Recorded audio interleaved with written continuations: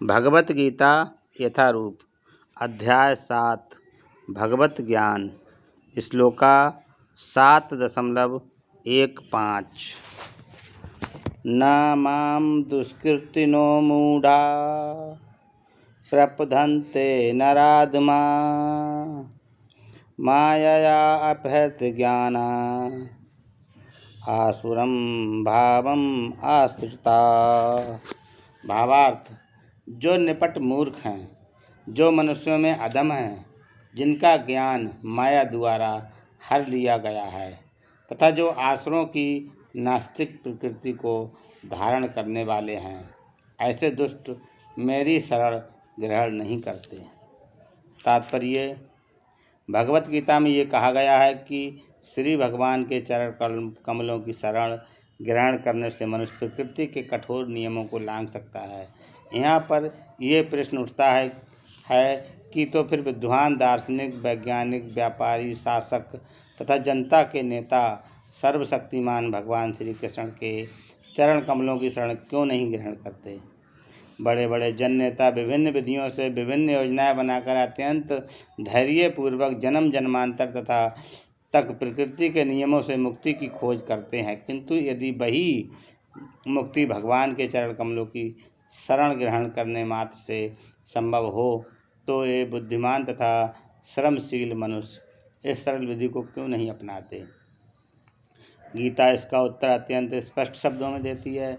समाज के वास्तविक विद्वान नेता यथा ब्रह्मा, शिव, कपिल, कुमारगण, मनु, व्यास, देवल, असित, जनक, प्रहलाद, बलि तथा उनके पश्चात मध्याचार्य, रामानुजाचार्य, श्री चैतन्य तथा बहुत से अन्य श्रद्धावान दार्शनिक, राजनीतिज्ञ, शिक्षक, विज्ञानी आदि हैं, जो सर्वशक्तिमान परम पुरुष के चरणों में शरण लेते हैं। किंतु जो लोग वास्तविक दार्शनिक, विज्ञानी, शिक्षक, प्रशासक आदि नहीं हैं, किंतु भौतिक लाभ के लिए ऐसा बनते हैं, वे परमेश्वर की योजना या पथ को स्वीकार नहीं करते। उन्हें ईश्वर का कोई ज्ञान नहीं होता। वे अपनी सांसारिक योजनाएं बनाते हैं और संसार की समस्याओं को हल करने के अपने व्यर्थ प्रयासों के द्वारा स्थिति को और जटिल बना लेते हैं। चूँकि भौतिक शक्ति इतनी बलवती है, इसलिए वह नास्तिकों की अवैध योजनाओं का प्रतिरोध करती है और योजना आयोगों के ज्ञान को ध्वस्त कर देती है। नास्तिक योजना निर्माताओं को यहाँ पर दुष्कृतिनः कहा गया है, जिसका अर्थ है दुष्ट जन। कृति का अर्थ पूर्ण आत्मा होता है। नास्तिक योजना निर्माता कभी कभी अत्यंत बुद्धिमान और प्रतिभाशाली भी होता है, क्योंकि किसी भी विराट योजना के लिए चाहे वह अच्छी हो या बुरी बुद्धि की आवश्यकता होती है, लेकिन नास्तिक की बुद्धि का प्रयोग परमेश्वर की योजना का विरोध करने में होता है।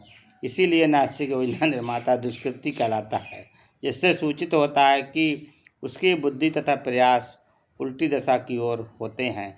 गीता में यह स्पष्ट कहा गया है कि भौतिक शक्ति परमेश्वर के पूर्ण निर्देशन में कार्य करती है। उसका कोई स्वतंत्र प्रभुत्व नहीं है। जिस प्रकार छाया पदार्थ का अनुसरण करती है, उसी प्रकार ये शक्ति भी कार्य करती है। तो भी ये भौतिक शक्ति अत्यंत प्रबल है और नास्तिक अपने अनीश्वरवादी स्वभाव के कारण ये नहीं जान सकता कि वह किस प्रकार कार्य करती है, न कि वह परमेश्वर की योजना को जान सकता है। मोह तथा रजो एवं तमो गुणों में रहकर उसकी सारी योजनाएं उसी प्रकार ध्वस्त हो जाती हैं, जिस प्रकार भौतिक दृष्टि से विद्वान, वैज्ञानिक, दार्शनिक, शासक तथा शिक्षक होते हुए भी हिरण्यकशिप तथा रावण की सारी योजनाएं ध्वस्त हो गई थीं। ये दुष्कृति है। दुष्ट 4 प्रकार के होते हैं, जिनका वर्णन नीचे दिया जाता है। 1. मूढ़, वे जो कठिन श्रम करने वाले भारवाही पशुओं की भांति निपट मूर्ख होते हैं। वे अपने श्रम का लाभ स्वयं उठाना चाहते हैं, अतः वे भगवान को उसे अर्पित करना नहीं चाहते। भारवाही पशु का उपयुक्त उदाहरण गधा है। इस पशु से उसका स्वामी अत्याधिक कार्य लेता है। गधा ये नहीं जानता कि वह अहिर्निश किसके लिए काम करता है? वह घास से पेट भरकर संतुष्ट रहता है, अपने स्वामी से मार खाने के भय से केवल कुछ घंटे सोता है और गधी से बार बार लात खाने के भय के बावजूद भी अपनी काम तृप्ति पूरी करता है। कभी कभी गधा कविता करता है और दर्शन बघारता है, किंतु उसके रेंकने से लोगों की शांति भंग होती है। ऐसी ही दशा उन सकाम कर्मियों की है जो ये नहीं जानते कि वे किसके लिए कर्म करते हैं। वे ये नहीं जानते कि कर्म यज्ञ के लिए है। ऐसे लोग जो अपने द्वारा उत्पन्न कर्मों के भार से दबे रहते हैं, प्राय ये कहते सुने जाते हैं कि उनके पास अवकाश कहाँ से कि वे जीव को अमरता के विषय में सुने। ऐसे मूढ़ों के लिए नश्वर भौतिक लाभ ही जीवन का सब कुछ होता है, भले ही वे अपने श्रम फल के एक अंश का ही उपभोग कर सकें। कभी कभी वे लाभ के लिए रात दिन नहीं सोते, भले ही उनके आमाशय में दृढ़ हो जाए या अपच हो जाए, वे बिना खाए ही संतुष्ट रहते हैं। वे मायामय स्वामियों के लाभ हेतु अहिर्निश काम में व्यस्त रहते हैं। अपने असली स्वामी से अनभिज्ञ रहकर ये मूर्ख कर्मी माया की सेवा में व्यर्थ ही अपना समय गंवाते हैं। दुर्भाग्य तो यह है कि वे कभी भी स्वामियों के परम स्वामी की शरण नहीं जाते, न ही वे सही व्यक्ति से उसके विषय में सुनते में कोई समय लगाते हैं। जो सूकर विष्ठा खाता है वह चीनी तथा घी से बनी मिठाइयों की परवाह नहीं करता। उसी प्रकार मूर्ख कर्मी इस नश्वर जगत की इंद्रियों को सुख देने वाले समाचारों को निरंतर सुनता रहता है, किंतु संसार की को गतिशील बनाने वाली शाश्वत जीवित शक्ति प्राण के विषय में सुनने में तनिक भी समय नहीं लगाता। नंबर दूसरे प्रकार का दुष्कृति नराधम अर्थात अधम व्यक्ति कहलाता है।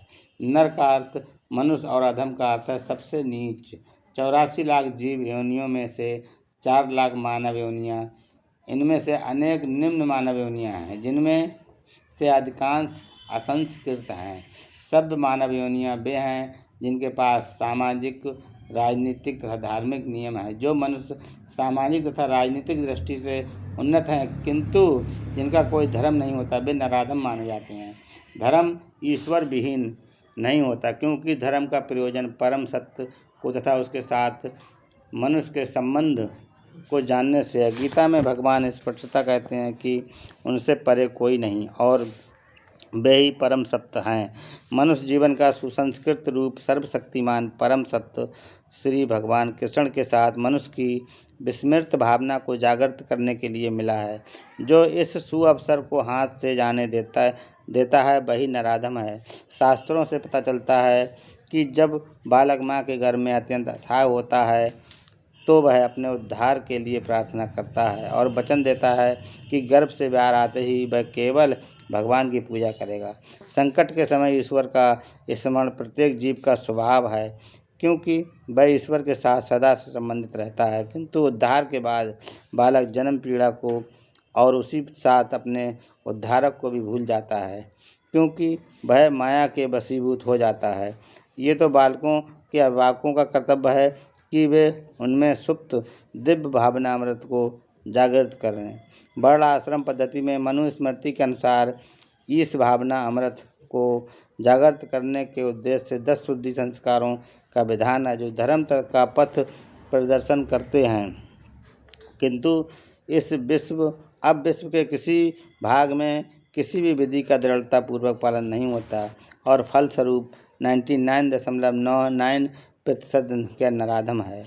अब जब सारी जनसंख्या नराधम हो जाती है तो स्वाभाविक है कि उनकी सारी तथाकथित शिक्षा भौतिक प्रकृति की सर्व समर्थ शक्ति द्वारा व्यर्थ कर दी जाती है। गीता के अनुसार विद्वान पुरुष वही है जो एक ब्राह्मण, कुत्ता, गाय, हाथी तथा चांडाल को समान दृष्टि से देखता है। असली भक्त की भी ऐसी ही दृष्टि होती है। गुरु रूप ईश्वर के अवतार भी नित्यानंद प्रभु ने 2 भाइयों जगाई और मधाई नामक विशिष्ट नराधमों का उद्धार किया और ये दिखला दिया कि किस प्रकार शुद्ध भक्त नराधमों पर दया करता है। अतः जो नराधम भगवान द्वारा बहिष्कृत किया जाता है वह केवल भक्त की अनुकंपा से पुनः अपना आध्यात्मिक भावना अमृत प्राप्त कर सकता है। श्री चैतन्य महाप्रभु ने भागवत धर्म का प्रवर्तन करते हुए संतुष्टि की है कि लोग विनीत भाव से भगवान के संदेश को सुने। इस संदेश का सार भगवत गीता है। विनीत भाव से श्रवण करने मात्र से अधम मनुष्यों का उद्धार हो सकता है, किंतु दुर्भाग्यवश वे इस संदेश को सुनना तक नहीं चाहते। परमेश्वर की इच्छा के प्रति समर्पण करना तो दूर रहा, ये नराधम मनुष्य के प्रधान कर्तव्य की डटकर उपेक्षा करते हैं। तीसरा, दुष्कृतियों की तीसरी श्रेणी माया अपहृत ज्ञाना है किया है, अर्थात ऐसे व्यक्तियों की जिनका प्रकांड माया के प्रभाव से शून्य हो चुका है। यह अधिकांशतः बुद्धिमान व्यक्ति होते हैं तथा महान दार्शनिक, कवि, साहित्यकार, वैज्ञानिक आदि, किंतु माया इन्हें भ्रांत कर देती है, जिसके कारण ये परमेश्वर की अवज्ञा करते हैं। इस समय माया अपहृत ज्ञाना की बहुत संख्या है, यहाँ तक कि वे भगवत गीता के विद्वान के मध्य भी हैं।